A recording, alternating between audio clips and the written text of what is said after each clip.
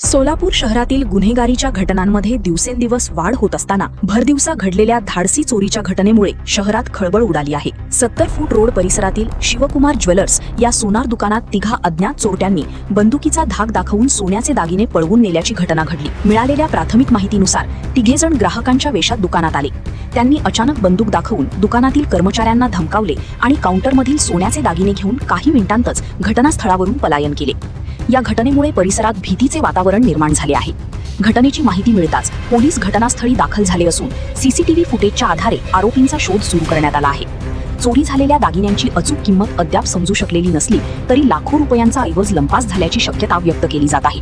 दरम्यान सोलापूर शहरात अलीकडील काळात चोरी, घरफोडी आणि लुटमारीच्या घटनांमध्ये वाढ होत असल्याने नागरिकांमध्ये चिंता व्यक्त होत आहे। शहरातील व्यापारी आणि नागरिकांनी पोलिसांनी गस्त वाढवून गुन्हेगारांवर कठोर कारवाई करावी अशी मागणी केली आहे। मी खुर्शीवाला बोलतोय। माझ्या दुकानी 11:34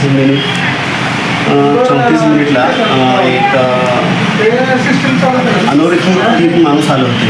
तर तो चोर असं मला डाऊट आले। ते हिशोबाने त्यांनी बंदूक जरा काढले आणि लगेच मी पाठीमागून फोडून बाहेर गेलो आणि तुम्ही जाता जाता 1-2-3 निघलेच ते निघून गेले।